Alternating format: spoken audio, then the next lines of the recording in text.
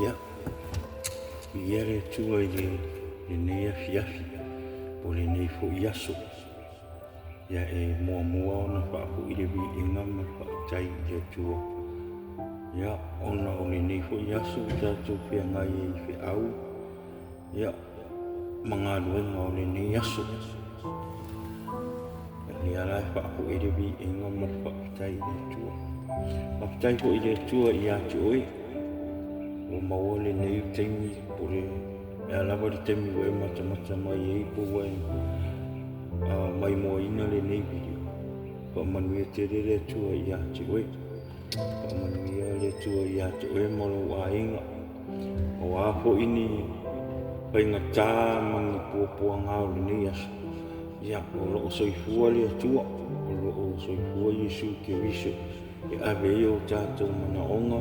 O tātou pupuanga, a o tātou wora i pēi le nei lalang. Lea la whapetai atu ai i ati oe, lea o e mata mai. Ia, o le aunga o le nei video, ia, o le whapetai ai le atua, lo nā ngā leima, lo nā lofa i ati oe, ia, mā, whapetai le nei aso, ia, le whaotāle malo longo le aso.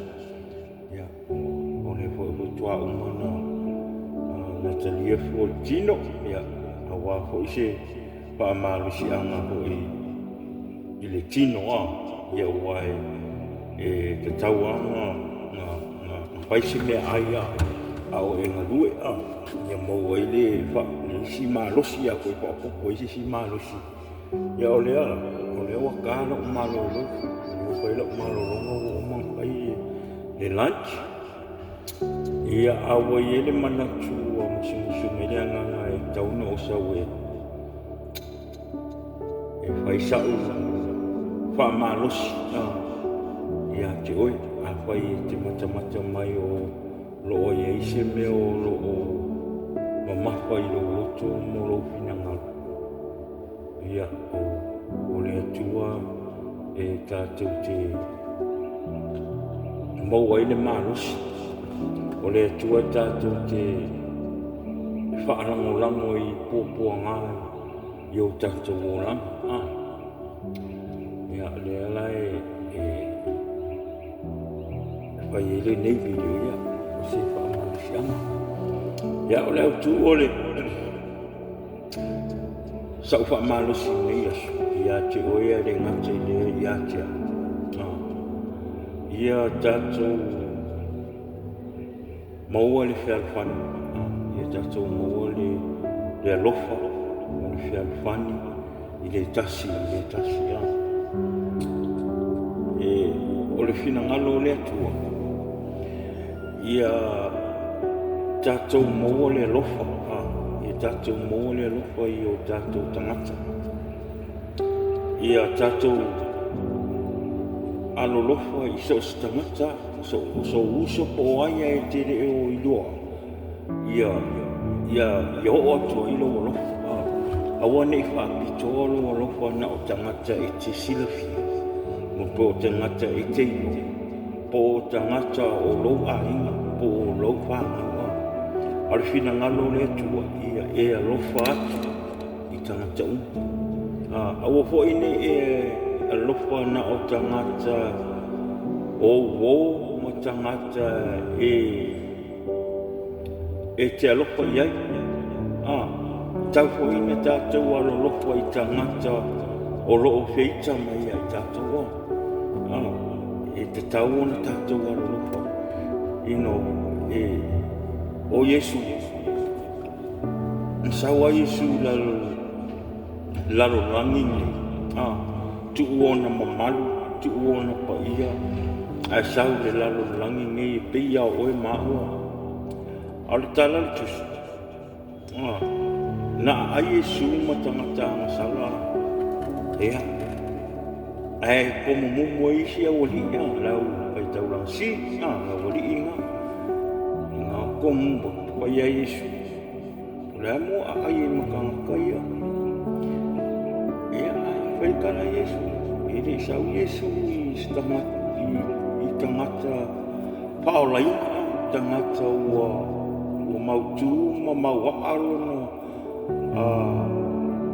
anganga mo le tua. Sau Yesu mo tangata o loo te le ase pa le tonu o le olanga. E tangata o tele ni pua ngā le olanga o ai. Tangata pe oi ma o kākua ngakangsa. Kusala o tangata na o nai alofa Yesu. Alofa Yesu o nai lai no silfia le irere. Ere o tātou mana malama ere o tātou I loa le fina ngalo le tua. Kusa o lala alofa le tua Yesu ia I tātou I awane I whanu o tātou o langa I le afi. I awane I whanu o tātou o langa I me I whatou singa I o tātou wai. I o tātou wai. Mea lima ia te tau ia I tātou o na tātou o lofa. Ie a whai hoi o tātou, a bea tātou tangata le tu, tangata wa wailoa le tu, wa au anga le tu. A le alufa I lo uso, o lo I whafo mai le li o le kei ai, o kongo whakama. Ai keika, ia. Mai mau kai, mai mau ruki ngā inga, mai mau pika se, kakau ia kakau lolofa I kakau ia kakau ngā lolofa po I kangaka o reiko kongo le whaartanga kau kakau lolofa ai kau kakau whaapalipali le alofa po I ele fua le alofa ele fua le alofa le alofa pure kau mo kakau le alofa pure love ia sincere lo alofa. Ele ngaka I ole ria ia alofa ia. Pai lo langa ia. Awange wo iska ngaka. Wo ia oi fai mo lo langa. Ia ona mawala ia le alofa ngai mai le ki. Ke alofa I soska ngaka. Ke fai aku ke faola inga lo kalia le li. Yesu ave mo wali mo paola. O e sabali le upo le atua, o e whamaongi le akua, malonga, walawinga oi. Ngai ngai ke moa I langonga ngā le alofa ngā mai le akua ia oi. E li lingi mai le ia oi. E ke alofa koe ka ngaka o lo ku aku mai le whaora kanga. Nau kala saa le kuia. E oso lo alofa. E kere alofa la ngā whapeo kūranga o I kangaka ia o alofa I la ko wanganga. A whai ke ua o a whai ke waepu se uso o whai ngale o whaare kong. Ai kere alu ke kalangoa I ma ka o whina ngā role li. Ai kere whai o leang sala. O leang sala. Ai ke ua mariu kai au si ngā uso. Kako iwa, erika riata, whaarukama. Kako iwa rasi similia, similia, eo oi le seo, le afi, ia alele I yanu e rau, ele I yanu e sau kala inga, ele I yanu ki kala mua ai, ale ua mai, ngai koe whaapea I hula I rau, anga I roa kalpa so koe, ngoi loa, ia ua too late, lea koe, le koe ngā alofa ngā, alofa wha le nganga, ma le alofa wha tina. O lea la o te, e wha umai la o wha malusi, ia I le tusia Roma, lona whai upo, lona mta upo suma lua, whai upo iwa, se tau, se I o le sutau, apea. Aua nei whatanga alofa, ia ino I le leanga, ia pipi I le lei, ia whaapalipale ai I le whealwhani uso, ia tau solo mua o na awa le tasi, aua le whawai vai I le whilinga, ia malosi le loto, ia au na ia li, ia oli i le wha moe moe, ia ono sa'i i puapuanga, ia finau i le tata, ia tufa atu, ni a o tau mea, i e matipa o le au ia, ia tau sisi i le alofa i tangata isi. Tātou whaalonga, tāko ingo mai le leanga, i tātou alofa, ia awane i o tātou fo'i mai upo le atua alu ni whaile lau, i tauona tātou tūmau, tauona tātou tūmau. Ia, i saule le whapalang, ia, Romans 12:9-13. It says, love must be sincere. Hate what is evil. Cling to what is good. Be devoted to one another in love. Honor one another above yourselves. Never be lacking in zeal, but keep your spirit filled, serving the Lord. Be joyful in hope, patient in affliction, faithful in prayer. Share with the Lord's people who are in need. Practice hospitality. Mangingoa le pole tua, mangingoa. Ai se temi o e whaalongo ina i wa tau saulo wai ia. Spend some time with the Word of God. E se temi mo ia e temi ngale o melo le la pa. You don't want to do anything. Ai ke rola para ya. E ia sin ka mai si leo ngai. Es musu ko ya. Sin ka mai si leo ngai pa ku ya. Pe tau kuspa. O ani popo ngā o yo tātou langa e ua e re loa po pēme mo o se kasi. Mo e whiwa i kakalo e ri au. Anga e re tuspai. O tuspai ana te wha malama ina ro roto, malo whina ngā. O le tuspai ana te tala ina mea ngai ngongo kia i ro langa. Whatever what you've been through, whatever you struggle with, they're all in the Bible. They're all in the Bible. Ai kau kuspai. E whaamalo si e roa nganga. Malo loko. Awangi ngalo nga awe whakahi. Malebi inga le kua. Au hoi ni ngalo. Wani o me maua. O ani meu e manguia, o ako i whamangianga re di iwa e mo. Awangi ngaro ia, awangi whaia mo ubi. Awa lawangi e whaia e mo waila ubi. Ia e whaia, ona o le atu. Ia e whaia, ona o le bi inga. Wane e whaia, ina ia wa ai mai tangata ia te oe, ma whaapea mai o oe, ole a.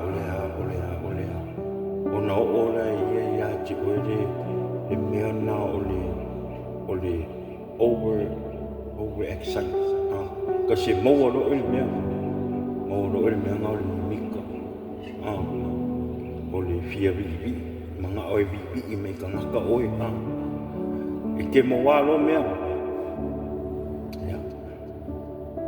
E di umi. E o weksa awa. E di umi. Wanga lere sila fia mai rea ko. E whao ubi. A e alofa i rea kua. Whamungia mai rea kua ia ue lo ai. E maise lo mona. Ia o singa o whaamalo singa ne yasu. Whaamalo fo ia.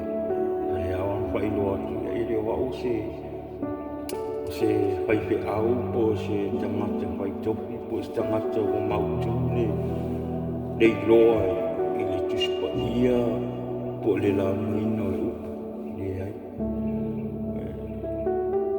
E whatawa alo ni tangata, te talo ai le atua ia, ina ia whaonga ina au, o whaapoto ina, loo lotu, te tuo, whapena ona, a watu se whamanusi, ia te o, ia a maisea, o le fu e te tautala ia a o, ia o ngā ia, o i tu ia o ngā ia, a whape, e rea o ngā, ia, a me pere vi inga i le tua pea, i le o malua atu le whamalosi le nei i lau rotu, au te talo i le atua, ina ia ieise aso, e te fōi mea e te mata le video rea, a whitau tomu a mani mea nea tupu i a te o i le aso ne aso, wa au le vi inga, wa fōi ai le tua. Ia, ai la wha umale le tā talo nanga pa se wha malosi ia oe ma unea se talo a wha manu e le tua i a tā ua ni aso. Ia, le tua lo mātou te māmi ia oe lau fio. Wha awhitai te mai lo musumusunga i a te au ni aso. O mawhai e le li e, ona o whakta unga lo musumusunga o lo nganga pa i a te au. Ona o le nei fo i le li e, te penga whai langi wau whaangai. Ina ia whapena ona wholofola i nai, pe whaamanatu ai, pe whaamalosi ei se nganga o se tasi le li e i lau upu. Ta maa whaapetai te le lau anga le lei malawalofa. Talo atu i lau fio le li e o ai lava lo o mata mai le nei video le li e. Te maa te talo atu i lau whaamanuianga i a te i la tau. Whaamanuia i a te ia, whaamanuia i le hainga, maua e la tau le manosi ma le ora i le aso ma le aso. A iei fo se tasi o mata mai wo. Iei se meo lo mamafa i lona loto le li e mo lona whina ngana. Te talo atu i lau anganga pa ia, e te whaamala malama i a te ia, ma musu atu i le nganga o lau fio. O loo e soifua, o i a te oe le tali o mea uma, o i a te oe le pule, e te pule ai mea uma le i talo atu i lau fio. Ina ia e, whaamanuia i a te ia, whaamanuia i lona roto, ina ia whapena o na toi whaakowina le li e, a ia manatua o lo e soifua, e le eise me i whaimata i a te oe tamaka. Lea le li e, whaapetai tele le li e i le nei aso, whaapetai i mea uma, whaapetai i le ola o lo mātou maua pea, a ia whaapoi atu pere vi inga i a te oe tamā, ona oi su wa mātou o le mamātou wala au. And all God's people say, Amen. Amen. Ia, o le tatou video na le nei aso, ia. Share le tātou video, subscribe le kākou channel, ia le ia le tua, ia le tua i mea uma. Ia manu te reina le nei aso, ia manu ia le tua, ia te oe, ia marou a inga, le suafo Yesu. Amen.